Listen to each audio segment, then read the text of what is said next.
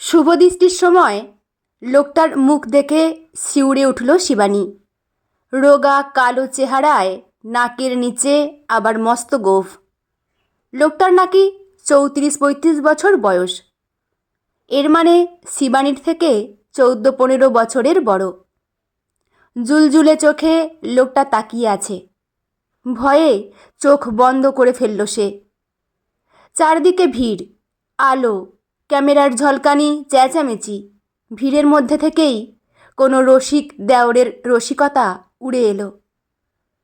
চোখ বন্ধ কেন বৌদি?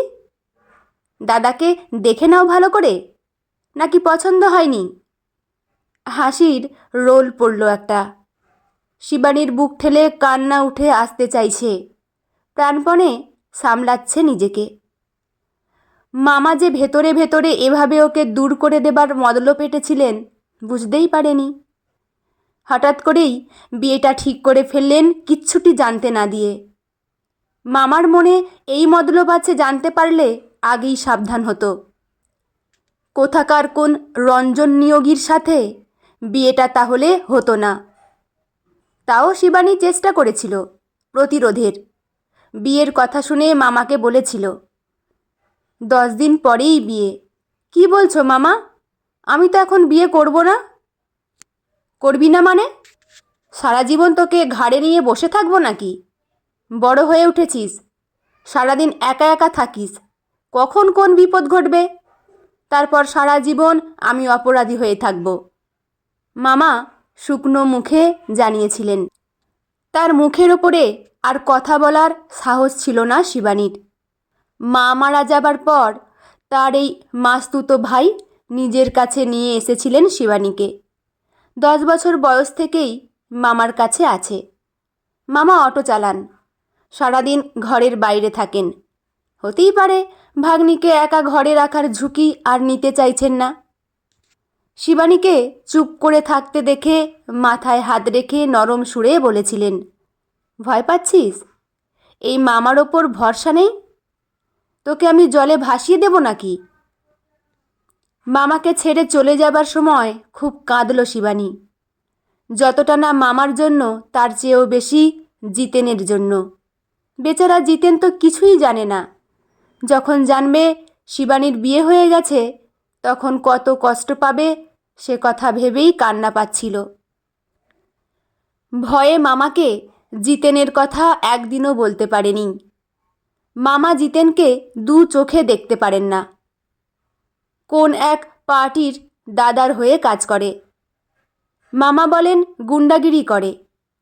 সেই দাদার দৌলতেই নাকি জিতেনের এত বাড়বাড়ন্ত অবস্থা। পাকা বাড়ি, 2খানা মোটর বাইক, বাজারে একটা স্টেশনারি দোকান। সে শিবানীকে ভালোবাসে খুব, কিন্তু মামার চোখে তো খারাপ ছেলে। 10 দিনের মধ্যেই বিয়ে। ঠিক সেই সময়েই জিতেন এখানে নেই। নিশ্চয়ই কোনো গোলমালের জেরে কোথাও গা ঢাকা দিয়ে আছে। হাজার চেষ্টা করেও জিতেনের সাথে যোগাযোগ করতে পারল না। বিয়েটাও আটকানো গেল না। ফুলশয্যার রাতে রঞ্জন নামের লোকটা কাছে এসে বসতেই আবার জিতেনের জন্য বুকটা হুহু করে উঠল। জিতেন যখন রংচঙে জামা গায়ে দিয়ে, চুলগুলো পেছনে উল্টে আঁচড়ে, রোদ চশমা চোখে দিয়ে বাইক চেপে ছুটে চলে, তখন বাইকের পেছনে বসে ওর কোমর জড়িয়ে নিজেকে হিন্দি সিনেমার নায়িকার মতো ভাবতে কত সুখ ছিল। সব কিছু কেড়ে নিল ওই লোকটা। লোকটা ওকে কাছে টেনে নিয়ে আদর করতে যেতেই শিবানী ঠেলে সরিয়ে দিল। লোকটা মুখটা কেমন যেন করে বলল, আমাকে পছন্দ হয়নি তোমার, তাই না? আমার উচিত ছিল বিয়ের আগে একবার তোমার সঙ্গে কথা বলা, কিন্তু তোমার মামা কিছুতেই রাজি হলেন না। শিবানী উত্তর দিল না। লোকটাও চুপ করে বসে থেকে শুয়ে পড়ল একসময়। বেশ কিছুদিন কেটে গেলেও শিবানীর বুকের ভার কমল না। বারবার জিতেনের কথা মনে পড়ে কাঁদতে ইচ্ছে করে। লোকটার সামনে কাঁদতেও পারে না। এতদিনে শিবানী বুঝেছে লোকটা খুব কম কথা বলে, তবে শিবানীর খেয়াল রাখে খুব। চোখের দৃষ্টিতেই বোঝা যায়। বারবার শিবানীর মুখের ওপর চোখ ফেলে কি যেন দেখে। তারপর বলে, কি গো, মন খারাপ? চলো বাইরে থেকে একটু ঘুরে আসি, দেখবে মন ভালো হয়ে যাবে। শিবানী জেদ দেখায়, যায় না। লোকটাও জোর করে না, চুপ করে থাকে। এক সকালে রঞ্জন বাড়ি থেকে বেরিয়ে রাস্তার মোড়ে অটোর লাইনে এসে দাঁড়ালো। অফিস যাওয়ার তাড়া রয়েছে। শিবানীর মামার অটোটা ধারে কাছে ছিল। জামাইকে দেখে শঙ্কর অটো থেকে নেমে কাছে এসে দাঁড়ালেন। কুণ্ঠিত ভঙ্গিতে বললেন, সব ঠিকঠাক আছে তো রঞ্জনবাবু? শিবানী সংসার করছে মন দিয়ে?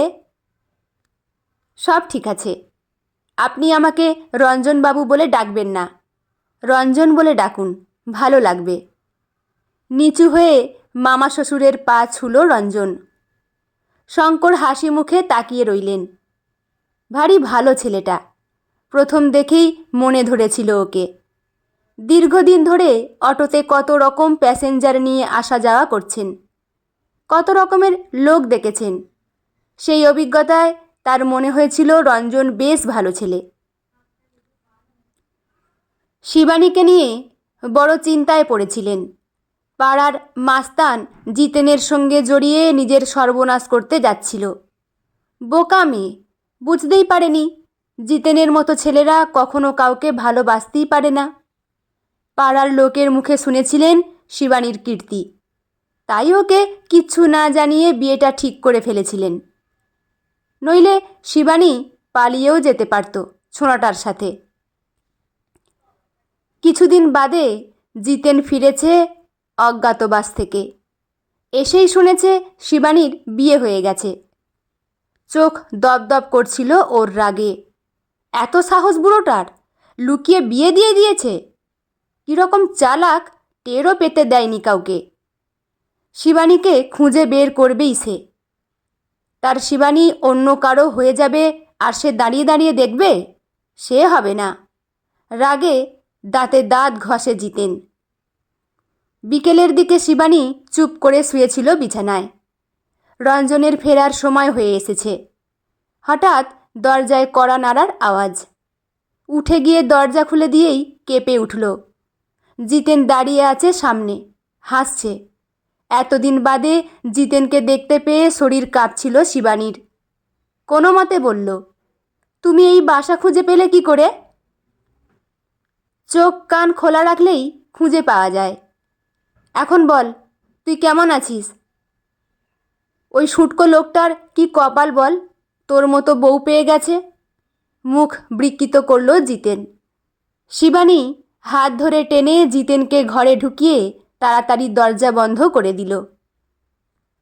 তুমি বেশিক্ষণ বসো না, লোকটার ফিরে আসার সময় হয়ে গেছে। জিতেন এগিয়ে এসে এক ঝটকায় শিবানীকে কাছে টেনে নিয়ে বুকে মিশিয়ে দিল। আমাকে তাড়াতে চাইছিস কেন? সুটকোটাকে পেয়ে আমাকে ভুলে গেছিস নাকি শালি? কতবার বলেছি মুখ খারাপ করবে না। আমি তোমাকে একবারের জন্যও ভুলিনি জিতু। মামার মুখের ওপরে কিছু বলতে পারবো না বলেই বিয়েটা করতে হয়েছে। তোমার সঙ্গে যোগাযোগ করার অনেক চেষ্টা করেছিলাম। আমাকে তখন গা ঢাকা দিয়ে থাকতে হচ্ছিল রে। সেই সুযোগটাই নিল তোর মামা। বুড়োটা মাইরি এক নম্বরের হারামি আছে। তোর আর আমার ব্যাপারে জেনে গিয়েছিল শালা, তাই চালাকি করে বিয়েটা দিয়ে দিল। মামা সব জানতো? বড় বড় চোখ করে বলল শিবানী।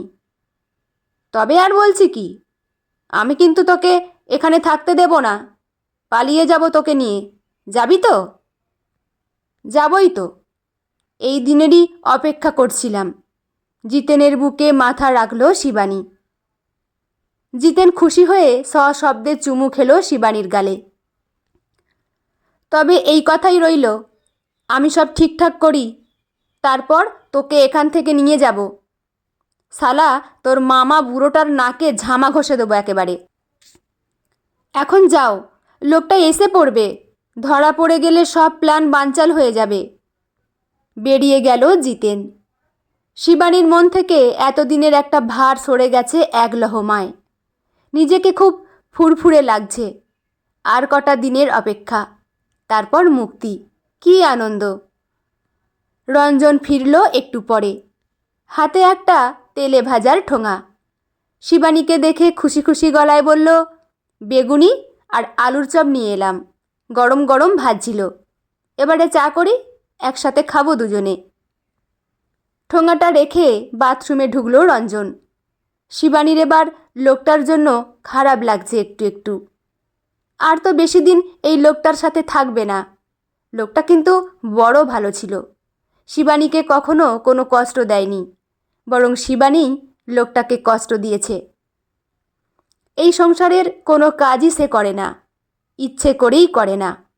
কি দায় পড়েছে এখানে খেটে মরার? অন্যদিন অফিস থেকে ফিরে লোকটাই চা করে, কিন্তু আজ কেন যেন মায়া হচ্ছে। লোকটা বাথরুমে আছে। সেই সুযোগে শিবানী রান্নাঘরে ঢুকে চায়ের জল চাপালো। বাটিতে মুড়ি ঢেলে নিয়ে সর্ষের তেল, পেঁয়াজ, কাঁচা লঙ্কা দিয়ে মাখল। তারপর থালায় তেলে ভাজাগুলো ঢেলে টেবিলের ওপরে রেখে লোকটার অপেক্ষা করতে লাগলো। রঞ্জন বাথরুম থেকে বেরিয়ে অবাক। তুমি চা বানিয়ে ফেলেছ? আবার মুড়িও মেখেছ? হ্যাঁ, এসো খেয়ে নাও। এত খুশি হয়েছে লোকটা, ভেতরের খুশি চেপে রাখতে পারছে না। মাঝে মাঝেই শিবানীর দিকে তাকিয়ে বোকার মতো হেসে ফেলছে। লোকটা সত্যিই বোকা। শিবানী হঠাৎ করে রঞ্জনের যত্ন করতে শুরু করেছে। সবটাই যেন স্বপ্নের মতো। রঞ্জনের খুশি আর ধরে না।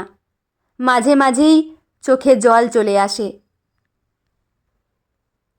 শিবানী দেখে ফেলবে এই ভয়ে তাড়াতাড়ি জামার হাতায় চোখ মুছে নেয়। জীবনে ভালোবাসা খুবই কমই পেয়েছে। অবহেলা, লাঞ্ছনা সঙ্গে করেই বড় হয়ে উঠেছে। সামান্য আদর যত্নেই চোখে জল চলে আসে। আজকাল প্রায় শিবানীকে নিয়ে এখানে ওখানে ঘুরতে যায় রঞ্জন। শিবানীও আপত্তি করে না, হেসে হেসে গল্পও করে। নিজেকে বড় সৌভাগ্যবান মনে হয় তখন। এক সকালে অফিসে বেরোনোর আগে রঞ্জন শিবানীকে বলে গেল, অফিস থেকে ফিরে তোমাকে নিয়ে সিনেমা দেখতে যাব, রেডি হয়ে থেকো। আলমারিতে একটা নীল রঙের প্যাকেটে আমার ইস্ত্রি করা জামা রাখা আছে, বের করে রেখো, ওটা পরেই যাব। ঘাড় নাড়ল শিবানী। মাঝে মাঝেই গলার কাছে একটা কষ্ট ডেলা পাকিয়ে ওঠে। এত ভালো মানুষটাকে ঠকিয়ে কি ঠিক কাজ করছে? লোকটা বড্ড দুঃখী। কথায় কথায় একদিন শিবানীকে বলেছিল, ছোট্টবেলায় আমার মা মারা যান শিবানী। বাবা আর একটা বিয়ে করেন। সেই নতুন মা আমাকে দু চোখে দেখতে পারতো না। গালিগালাজ, মারধর এসবে অভ্যস্ত হয়ে গেছিলাম। প্রায়ই খেতেও দিত না। বাবা সব জেনেও চুপ করে থাকতো। কত রাতে মায়ের কথা ভেবে কান্নায় ভিজে যেত বালিশ। কেউ আমার কষ্টের খবর রাখতো না। এত অবহেলায় ভালো করে পড়াশোনাও করতে পারিনি। অনেক কষ্টে চাকরিটা জোগাড় করেছিলাম। তারপরেই বেরিয়ে এসেছিলাম সেই নরক থেকে। ভালোবাসা, আদর, যত্ন কি জানতামই না তুমি আসার আগে। শিবানীর বুকটা টনটন করছিল। বেচারা জানেও না শিবানী থাকবে না আর বেশি দিন। রঞ্জন বেরিয়ে যাবার পর চুপচাপ ঘরের কাজগুলো সারছিল শিবানী। তখনই দরজায় কড়া নাড়ার আওয়াজ। দরজা খুলে দিতেই জিতেন ঘরে ঢুকল। সব কিছু ঠিক করে ফেলেছি। আজই রাতের ট্রেনে জলপাইগুড়ি পালাবো। কিছুদিন ওখানেই থাকবো, হানিমুনও হয়ে যাবে। বিশ্রী হাসল জিতেন। সেই হাসিতে কেন যেন শিউরে উঠল শিবানী। আজই চলে যেতে হবে, রেডি হয়ে থাকিস, ঠিক 5:30টায় তোকে নিয়ে যাব। ঘাড় নাড়ল শিবানী। কেন যেন মন সায় দিচ্ছে না। জিতেন বেরিয়ে যেতে লোকটার পছন্দের খাবার রান্না করে চাপা দিয়ে রাখল শিবানী। এরপর তো আবার হাত পুড়িয়ে খেতে হবে লোকটাকে। বড্ড কষ্ট হচ্ছিল ওর। রান্না শেষ করে ব্যাগ গুছাতে বসলো শিবানী। নিজের পোশাকগুলো বের করার সময় আলমারি থেকে একটা প্যাকেট নিচে পড়ে গেল। নীল রঙের প্যাকেটটার ভেতর থেকে একটা সুন্দর ড্রেস উকি মারছে। কৌতূহলী হয়ে প্যাকেটটা তুলে নিল। ভেতরে একটা কাগজ দেখা যাচ্ছে। বের করে ভাঁজ খুলে দেখল লেখা আছে, প্রথমবার তোমার জন্য কিছু নিয়ে এলাম। পছন্দ হলে আজ সিনেমা যাওয়ার সময় এটাই পরো, ভালো লাগবে আমার। এর জন্যেই অফিস যাওয়ার আগে রঞ্জন বলে গেছিল নীল রঙের প্যাকেটে ওর ইস্ত্রি করা জামা রাখা আছে। ড্রেসটা বুকে চেপে ধরে কেঁদে ফেলল শিবানী। যেতে ইচ্ছে করছে না, কিন্তু জিতেনকে কি বলবে? বিকেল 5টাতেই জিতেন এসে হাজির। কিরে, সব গুছিয়ে নিয়েছিস তো? আজ কি যেতেই হবে? কোনো মতে ঢোক গিলে বলল শিবানী। ঢং করছিস নাকি মাগি? শিগগির চল, কেউ এসে পড়লে বিপদ হয়ে যাবে। আচ্ছা। ভয়ে ভয়ে জিতেনের বাইকের পেছনে চেপে বসল শিবানী। বাইকটা হু হু করে ছুটল স্টেশনের পথে, কিন্তু শিবানীর মন পড়ে রইল পেছনে। ট্রাফিক সিগন্যালে থামতে হলো জিতেনকে। ওকে চমকে দিয়ে বাইক থেকে নেমে পড়ল শিবানী। আমি তোমার সঙ্গে যাব না, লোকটাকে কষ্ট দিতে পারবো না। আমাকে নিয়ে আজ সিনেমা দেখতে যাবে বলেছিল, বড় আশা নিয়ে আসবে। আমাকে ঘরে দেখতে না পেলে কি করবে কে জানে। বলতে বলতেই পেছন ফিরে ছুট লাগালো শিবানী। ফেলে আসা 3 মাসের সংসারে ওকে ফিরতেই হবে। পেছনে হতভম্ব হয়েছিল জিতেন।